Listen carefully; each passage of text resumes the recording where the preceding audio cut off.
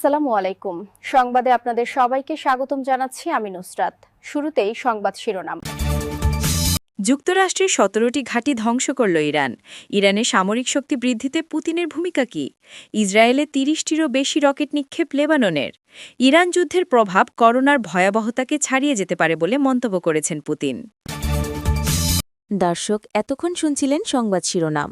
এখন বিস্তারিত। আপনি যদি ইসরায়েলের ধ্বংস চেয়ে থাকেন তাহলে চ্যানেলটি সাবস্ক্রাইব করে দিবেন এবং ভিডিওতে লাইক করে আপনার মূল্যবান মতামত কমেন্টে লিখে জানিয়ে দিবেন। এখন বিস্তারিত। পশ্চিম এশিয়ায় অবস্থিত ১৭টি মার্কিন সামরিক ঘাঁটি ধ্বংস করা হয়েছে এমন দাবি করেছে ইরান। দেশটির সশস্ত্র বাহিনীর জ্যেষ্ঠ মুখপাত্র ব্রিগেডিয়ার জেনারেল আবুল ফজল শেকারচি শুক্রবার মেহের নিউজকে এই তথ্য জানান। তিনি দাবি করেন এসব ঘাঁটি রক্ষা করতে ব্যর্থ হয়েছে মার্কিন বাহিনী। শেকারচি বলেন ২০২৫ সালের ১৩ই জুন শুরু হওয়া ১২ দিনের ইসরায়েল-ইরান সংঘাতের পর ইরান তাদের প্রতিরক্ষামূলক নীতিতে আরও আক্রমণাত্মক কৌশল এনেছে। তিনি উল্লেখ করেন গত ৪৭ বছরে ইরান কোনো দেশকে আক্রমণ করেনি এবং ভবিষ্যতেও করবে না।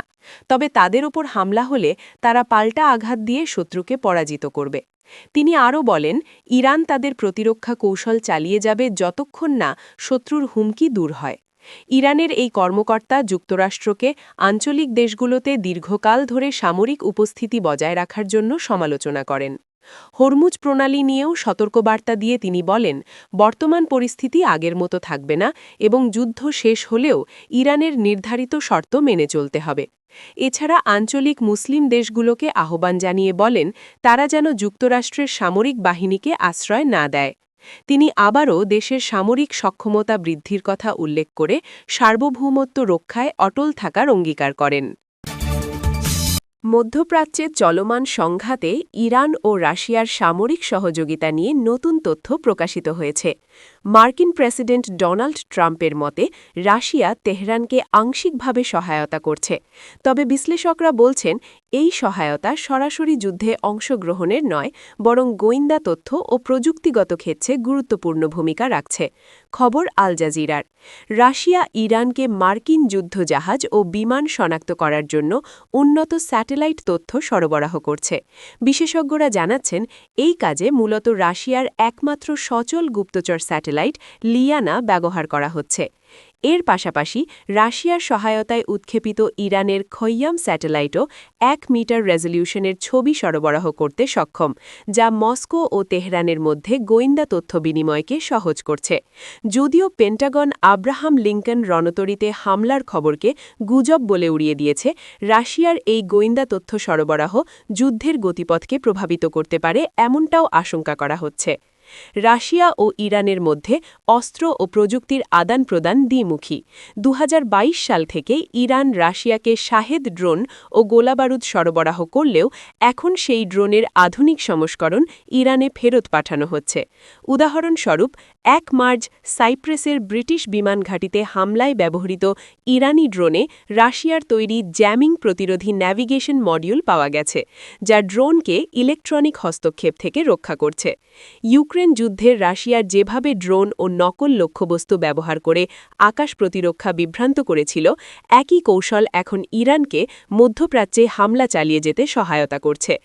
যদিও রাশিয়া ও তেহরানের মধ্যে কৌশলগত অংশীদারিত্ব রয়েছে, তাদের মধ্যে কোনো পারস্পরিক প্রতিরক্ষা চুক্তি নেই। বিশ্লেষকদের মতে রাশিয়া সরাসরি এই যুদ্ধে হস্তক্ষেপ করবে না। দক্ষিণ লেবানন থেকে উত্তর ইসরায়েলের শহর হাইফা এবং ক্রায়ট এলাকাকে লক্ষ্য করে কয়েক মিনিটের মধ্যে ৩০টিরও বেশি রকেট ছোড়া হয়েছে বলে জানিয়েছে ইসরায়েলের চ্যানেল ১২। বৃহস্পতিবারের ২৬ মার্চের খবরে বলা হয়েছে বিভিন্ন স্থানে রকেটের ধ্বংসাবশেষ আছড়ে পড়েছে, তবে এখন পর্যন্ত কোনো হতাহতের খবর পাওয়া যায়নি। হাইফা, নাহারিয়া এবং উত্তর ইসরায়েলের অন্যান্য এলাকায় সতর্কতামূলক সাইরেন বেজে ওঠে। একই সময় রকেট প্রতিরোধের চেষ্টার ফলে হাইফার আকাশে জোরালো বিস্ফোরণের শব্দ শোনা যায়। ইসরায়েলের জরুরি সেবা সংস্থা মেগেন ডেভিড অ্যাডাম জানিয়েছে রকেট হামলায় কোনো হতাহতের ঘটনা ঘটেনি। তবে আশ্রয়কেন্দ্রে ছুটে যাওয়ার সময় আতঙ্কিত হয়ে সামান্য আহত হওয়া কিছু মানুষকে তাদের দল চিকিৎসা দিয়েছে। হাইফা, নাহারিয়া এবং উত্তর ইসরায়েলের অন্যান্য এলাকায় সতর্কতামূলক সাইরেন বেজে ওঠে। একই সময় রকেট প্রতিরোধের চেষ্টার ফলে হাইফার আকাশে জোরালো বিস্ফোরণের শব্দ শোনা যায়। ইসরায়েলের জরুরি সেবা সংস্থা মেগেন ডেভিড অ্যাডম জানিয়েছে, রকেট হামলায় কোনো হতাহতের ঘটনা ঘটেনি। তবে আশ্রয়কেন্দ্রে ছুটে যাওয়ার সময় আতঙ্কিত হয়ে সামান্য আহত হওয়া কিছু মানুষকে তাদের দল চিকিৎসা দিয়েছে। রুশ প্রেসিডেন্ট ভ্লাদিমির পুতিন সতর্ক করে বলেছেন, মধ্যপ্রাচ্যে চলমান অস্থিরতার প্রভাব কতটা সুদূরপ্রসারী হতে পারে তা আগে থেকে বলা অসম্ভব। তবে এর অর্থনৈতিক ও সামাজিক ক্ষতি বিগত করোনা মহামারীর কোভিড-19-এর ভয়াবহতাকে ছাড়িয়ে যেতে পারে বলে আশঙ্কা প্রকাশ করেছেন তিনি। বৃহস্পতিবার ২৬ মার্চ মস্কোতে ব্যবসায়িক নেতাদের সাথে আয়োজিত এক বৈঠকে পুতিন এই মন্তব্য করেন। পুতিন জানান, এই সংঘাতের ফলে বিশ্বজুড়ে আন্তর্জাতিক লজিস্টিক্স ও পণ্য সরবরাহ ব্যবস্থা ব্যাপকভাবে ক্ষতিগ্রস্ত হচ্ছে। বিশেষ করে জ্বালানি অর্থাৎ হাইড্রোকার্বন, ধাতু এবং সার উৎপাদনকারী প্রতিষ্ঠানগুলো বর্তমানে চরম চাপের মুখে রয়েছে। এর ফলে বিশ্ববাজারে এসব পণ্যের সংকট ও দাম বাড়ার সম্ভাবনা রয়েছে। বৈঠকে পুতিন উল্লেখ করেন, অনেক বিশেষজ্ঞ এই সংঘাতের সম্ভাব্য ফলাফলকে করোনা মহামারীর সঙ্গে তুলনা করছেন। তিনি মনে করিয়ে দেন যে মহামারী যেমন বিশ্বের প্রতিটি মহাদেশের উন্নয়নের গতি স্থিমিত করে দিয়েছিল, বর্তমান যুদ্ধ পরিস্থিতিও বিশ্ব অর্থনীতিতে একই ধরনের স্থিবিরতা নিয়ে আসতে পারে। সংঘাতের ভবিষ্যৎ নিয়ে পুতিন বলেন, এই মুহূর্তে এর সঠিক পরিণতি অনুমান করা খুবই কঠিন। এমনকি যারা সরাসরি এই সংঘাতের সাথে জড়িত তারাও সম্ভবত বুঝতে পারছেন না শেষ পর্যন্ত কী হতে চলেছে। আপনি যদি আমাদের চ্যানেলে নতুন হয়ে থাকেন তাহলে চ্যানেলটি সাবস্ক্রাইব করে দিন।